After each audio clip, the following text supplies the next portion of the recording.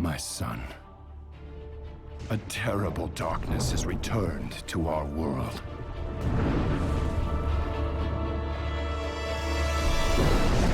As before, it seeks to annihilate everything that we hold dear. I go to face it, knowing I may not return.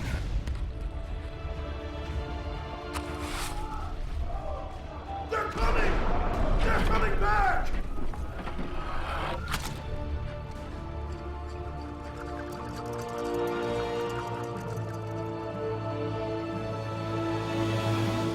All my life I have lived by the sword.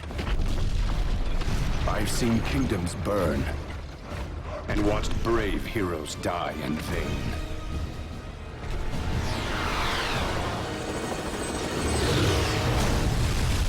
It's been difficult for me to trust after losing so much.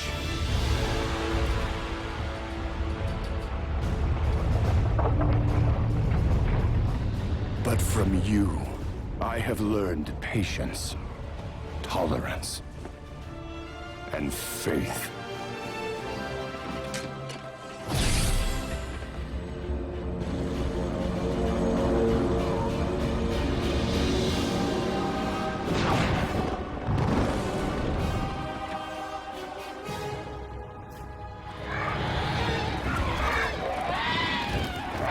Open fire!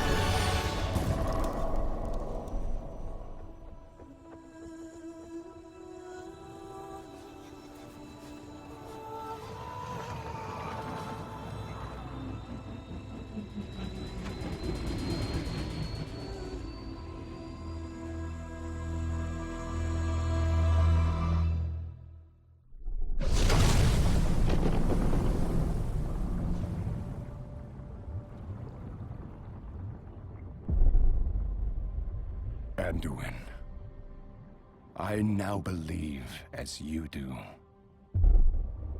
that peace is the noblest aspiration.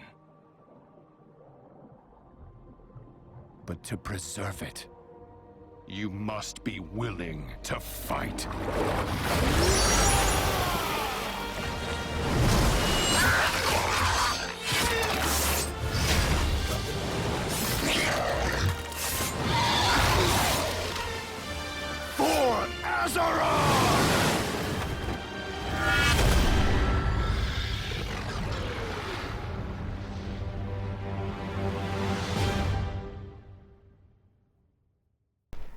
Howdy folks, and welcome to World of Warcraft Legion, the latest and probably the last expansion for World of Warcraft.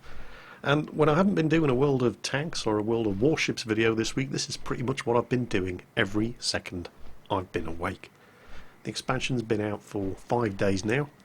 I've got one character to the new level cap, 110, and a bunch who have just acquired their artifact weapons and started setting up their class halls. What the hell are you talking about, Jingles? Well, bear with me and I'll explain.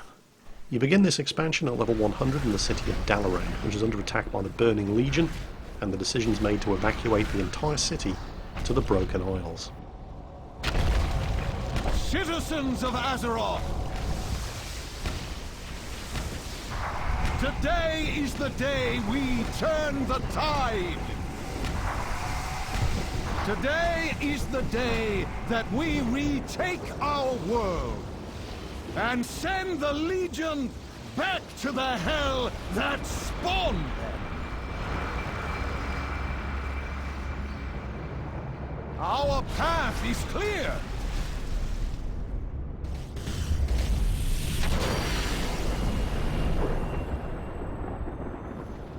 the pillars of creation await on the Broken Isles! And when the Mage Council of the Kirin Tor say they're going to evacuate the entire city, they actually mean they're going to teleport the entire city. They don't go in for refugee columns. So, anyway, this is pretty much where the expansion starts. When Dalaran arrives in the sky over the Broken Isles, your first class-specific quest pops up. And there's a lot of this in Legion. There's a lot of content tailored specifically to whichever class your character is, and it's different for every class in the game. So we're going to begin by introducing the Mighty Jingles. He's a handsome young warlock intent on world domination. Jingles, say hello to everybody. You will all be my slaves! Hi. Okay. When do we destroy the world? Soon? I hope it's soon. Jingles, we don't have all day. Let's just get on with the class quest, yeah? Kill you later! Bye! Yeah, I've got a real bad feeling about this. Chris Normanoff. I need everyone to channel on the portal. This ritual requires our unwavering concentration. It is not our concentration that should concern you. Let us hope our newest edition can keep up. What are you waiting for, new blood? Begin. Your power is impressive, Warlock. The ritual begins. I'm going to cut a long story short here. It'll come as no surprise to any veteran World of Warcraft players to hear that when a noble warlock attempts to summon a demon and bend it to his will, everything goes horribly, horribly wrong, and they all end up imprisoned and tortured in a plane of eternal damnation. Yep, they mess with the wrong demon. I sense a being of great power on the other side.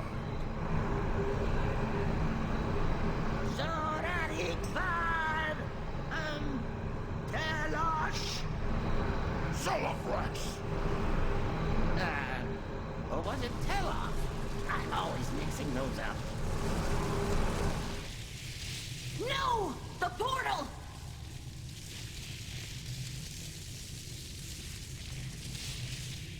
Who dares summon me? Oh, shit. It is I, Zelafrax Wobberpox. You will serve me, demon. Yeah, I doubt it. Trifling gnome, I think not!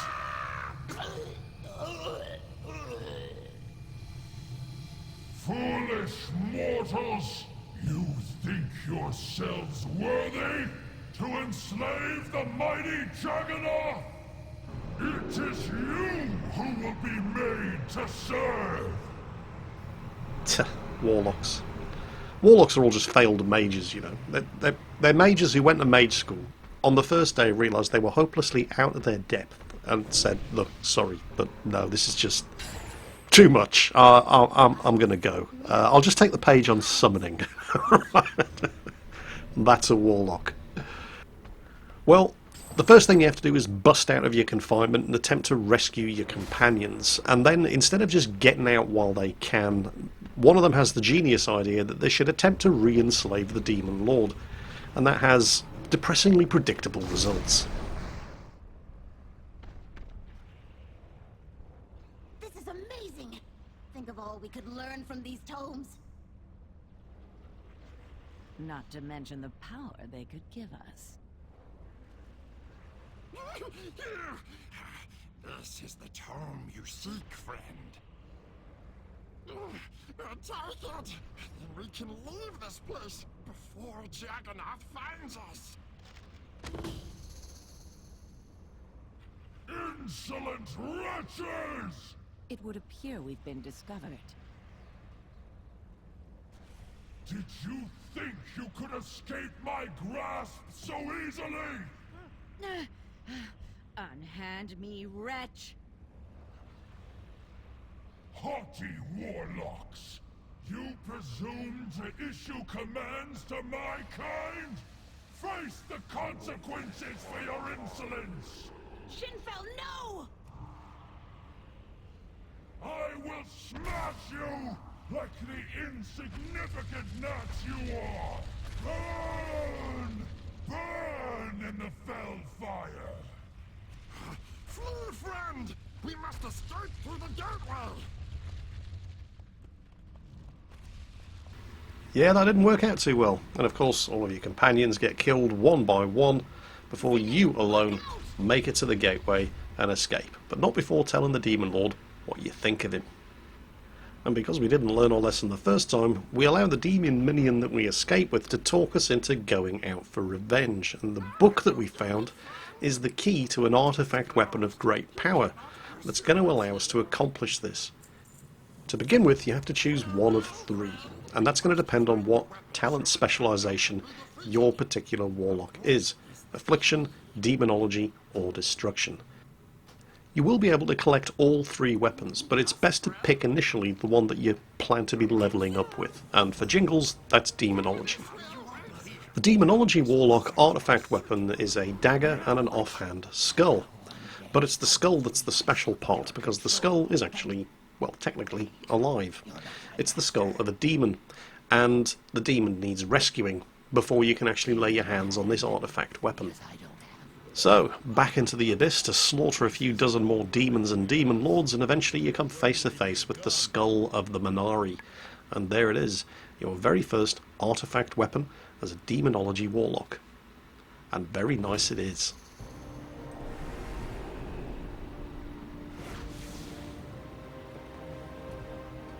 There's a specific artifact weapon for every character class and every specialization of every character class in the game. That is a lot of artifact weapons. And the thing with these artifact weapons is they're designed to level up with you, so you never ever need to replace your weapon again. And they can be incredibly powerful.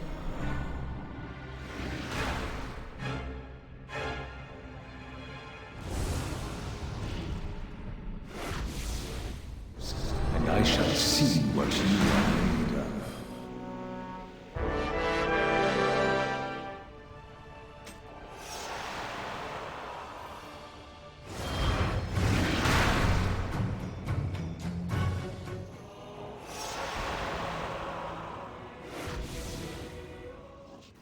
As you can see, I've been a little busy collecting artifact weapons on various different characters, and it doesn't take very long at all. You'll probably have claimed your first artifact weapon within an hour to an hour and a half, if you're taking it slow and easy, of starting to play through Legion.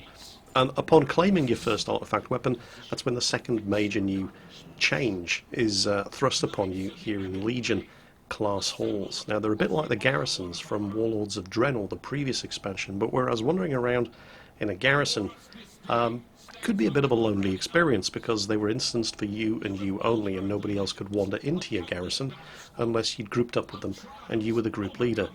The class halls in Legion are there for every member of your class. They do exactly what it says on the tin, and there's a different class hall for every class in the game. Mages, druids, paladins, warriors, warlocks, you name it. Every different class has their own specific class hall, which is completely different, and there's some real imagination gone into the design of these different class halls. Well, there's some real imagination gone into most of them. The Death Knight class hall is a bit of a disappointment. It's Akerus, the Ebon Hold, which is where the Death Knights have been hanging out since they were introduced into the game in Wrath of the Lich King. They have at least moved it to Icecrown Citadel this time around. And effectively, upon claiming your artifact weapon, you now become the head of your order. So if you're a Death Knight, once you've claimed your artifact weapon, you become the new Death Lord of the Ebon Blade. And the class hall is your base of operations. The Mage class hall is located in the highest tower of Dalaran City, and is the headquarters of the newly formed Guardians of Tirisfal. And it's kind of funky. I quite like the Mage class hall. It looks very magey, lots of books and candles and glowing artifacts all over the place.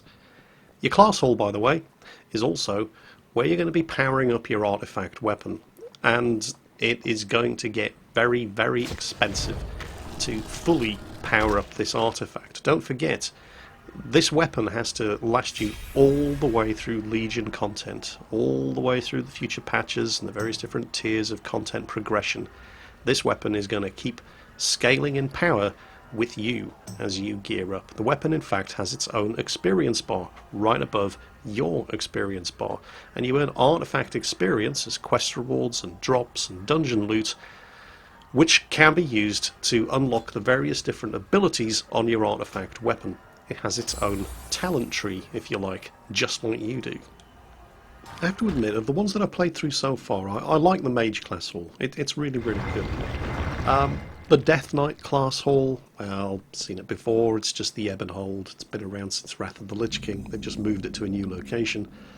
The Demon Hunter class hall is kind of boring.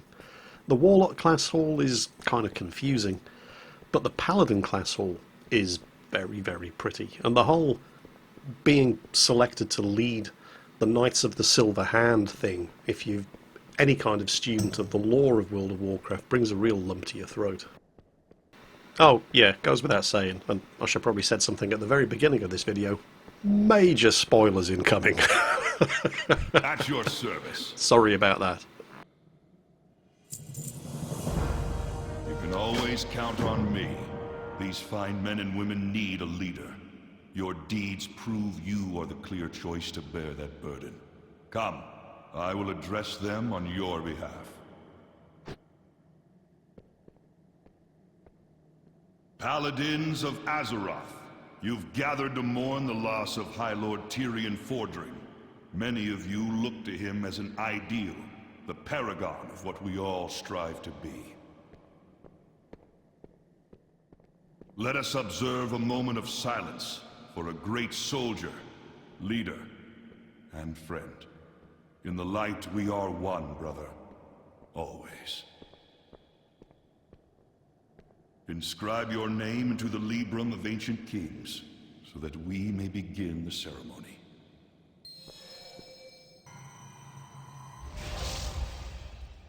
You all know the noble deeds of the champion at my side. This hero has been chosen by the light to succeed Tyrion as High Lord. Under our new leader, this order shall become a mighty weapon brought to bear against the Legion. We must stand together against the coming darkness. We must cast aside the shackles of race and kingdom. We must unite as one!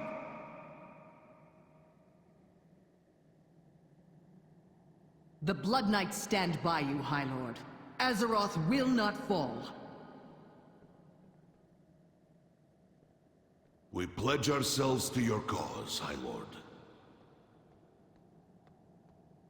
On this day, the Order of the Silver Hand is reborn. Together, Sargeras himself shall shudder at our might.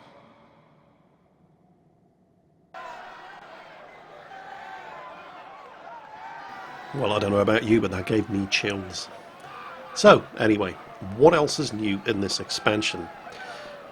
The Broken Isles themselves are split up into a number of different zones. You have Azuna, Val'sharah, High Mountain, Stormheim, the Broken Shore, and Suramar. Which of these is the starting zone? Because this has been a particular problem with just about every expansion that Blizzard have introduced in the past.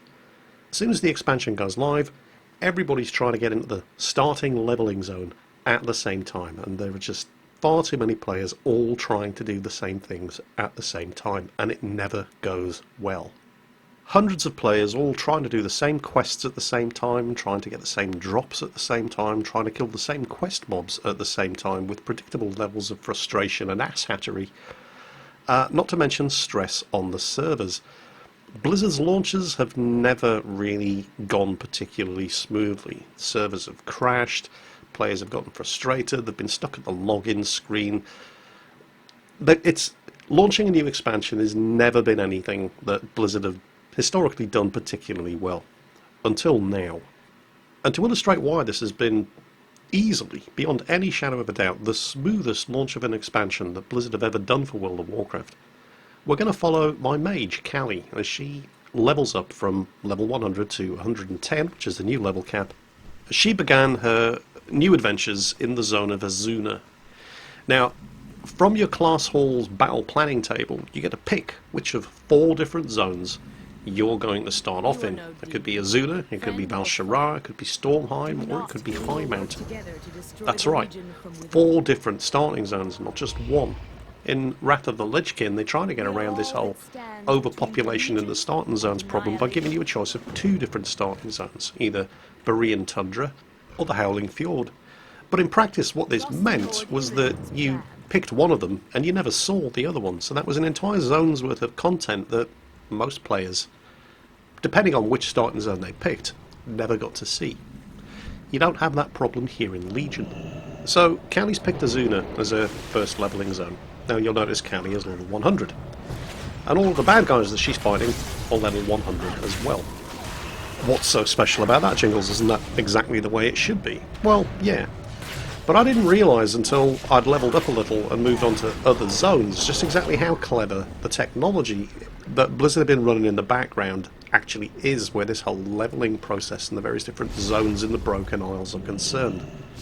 Having completed all of the quests in Azuna, and being around about level 103, 104, I decided to move on to the next zone. Upon returning to my class hall, I was invited to pick whether I wanted a quest in Val-Shara, Stormheim, or High Mountain, and I picked the jaw-droppingly beautiful Val-Shara. And even here, I didn't really realise that anything special was happening. How did the game know I was going to choose Val-Shara as my next levelling zone?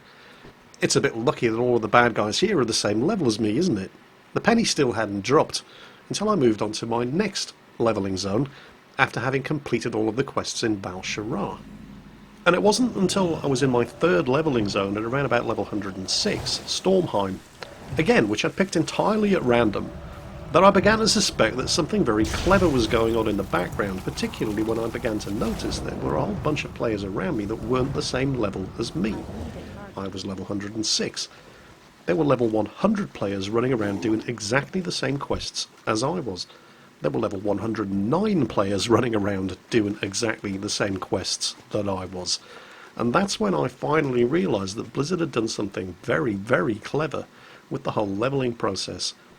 What happens is that the zones actually scale to whatever level you are. So you can pick any zone at any time, and you will always be the correct level for earning experience and levelling up in that zone, regardless of what level you are, and regardless of the level of all of the other players around you. And yet the implications of this smart zone scaling still hadn't really sunk in, until I needed to find myself a dungeon group for the Eye of Azara dungeon in order to complete a quest. So I hit the old looking for group button, selected the dungeon I wanted to do, and waited for the game to find me a suitable group. Now in the past, finding a suitable group meant finding a bunch of players, a tank, a healer, and 3 damage dealers who were all roughly the same level. Group you all together and then generate the specific dungeon that you want to do and drop you into it. And this could take time, particularly if you were DPS, sitting around waiting for tanks and healers to join the dungeon finder tool. Of the appropriate level. Well, of the appropriate level just isn't an issue anymore. With level limitations out of the window, you can have a level 100 tank in the same 5-man dungeon group as level 107, 8 or 9 damage dealers. Now, previously, prior to the introduction of this expansion, that just could never have happened, because there's no way a level 100 tank could generate enough threat to keep aggro off DPS 8 or 9 levels higher than him. But because the game now scales what you see to the level that you are, regardless of the level difference between you and everybody else in your group, you can do that now. So there's a much, much bigger pool of tanks and healers across all levels available for the DPS who are queuing up to get at those dungeon queues. And as a consequence of that, the dungeon queues are much, much shorter. This is the Eye of Azara dungeon group that the game managed to put together for me. And I was level 104, I think our tank was level 102, our healer was level 108, and the other 2 DPS were, well, I don't know. But they weren't level 104. And the difference between the levels of the various different people in the group made no difference whatsoever. It was a complete non-issue. We cleared the dungeon with one silly wipe due to failing to clear pack of ads that ended up aggroing while we were fighting one of the bosses, but other than that it was plain sailing, and I spent, I think, a grand total of 7 minutes in the queue waiting for this group to form. Now, if you've played World of Warcraft in the past as a DPS class, 7-minute dungeon queues, absolutely unheard of. Callie, my Frost Mage, reached High Mountain, her 4th quest zone, at around about level 108, and it was while questing in High Mountain that she reached level 110, the new level cap. Immediately afterwards, I logged my Death Knight, and I picked High Mountain as Sithika, my Death Knight's very, very first questing zone at level 100. She arrived in High Mountain, and everything there was level 100. There's some seriously clever technology going on here, and it's all really, really good news. Of course, while I have really enjoyed the leveling process, leveling up is only the start of the experience in any massively multiplayer game. Once you reach level 110, that's where the real meat and bones of the game actually begins, regardless of how fun the leveling up process itself is. And at level 110, as well as continuing to advance your artifact weapon and expand on your class hall, you're going to be spending a lot of time in the final zone in the Broken Isles, Suramar. This is the level 110 quest zone. Now, you're not going to be spending all of your time in Suramar at level 110. There's endgame content in all of the other zones as well, in particular this new thing called world quests that are very, very similar to the public quests that used to pop up all those years ago back in Warhammer Online. Anybody remember that? Public quests were a very, very good idea. Unfortunately, they were one of the only good things about Warhammer Online, and Blizzard, not afraid to rip off other people's good ideas, have incorporated them here into World of Warcraft in the shape of world quests. Now, I could do an entire other video on what happens in World of Warcraft Legion when you reach the level cap, but just on the 2 days that I have experienced so far at the level cap, there has been a wealth of content in Suramar, and I've barely scratched the surface. As it is, I'm just having a lot of fun playing, and I'm going to start leveling my other characters as well. Very, very curious to see what the warrior, priest, shaman, druid and rogue class halls are going to look like. And that's probably what I'm going to be getting up to this weekend. I think this has easily been World of Warcraft's best expansion to date. It's certainly been the smoothest expansion that I've ever experienced. Other World of Warcraft expansion releases, I've spent more time looking at the login screen and waiting for the servers to get back up after being overloaded with everybody trying to quest in the same zones at the same time than I have actually playing. I've experienced no problems at all whatsoever with server stability or congestion. I mean, it's taken them 11 years to finally get an expansion launch right, but they've definitely done it properly this time.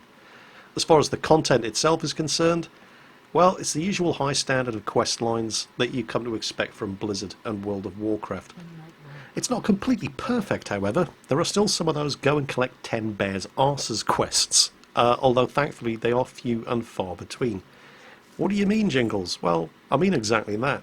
Where somebody tells you to go and collect the arses of 10 bears. I mean, they even made a joke about this in the... Oh, which expansion was it? I can't remember, but there was a... it was Wrath of the Lich King. Amberpine Lodge in Grizzly Hills. You were actually given the quest to go out and collect bears' arses. And it was a reference to the kind of boring, monotonous, staple kind of quest that you get all too often in a lot of these MMOs, where you have to go out and kill various creatures and collect drops from those creatures. Only it turns out that the thing that you're after doesn't actually drop from every creature that you kill. And the example that I'm thinking about here was a tailoring quest where I had to collect a specific type of fur from a specific type of bear in order to advance my tailoring skill on my mage. Well, it turned out that not every bear actually had fur. I had to collect 15 different pieces of fur, which meant that I had to kill 15 bears. Well, except it didn't, because not every bear had fur, apparently. And the drop rate of fur from bear was about 1 piece of fur for every 3 bears killed. Now, you'd think, being an accomplished tailor, my mage would have been able to tell just from looking at a bear whether or not it was, in fact, a bear with fur. But no.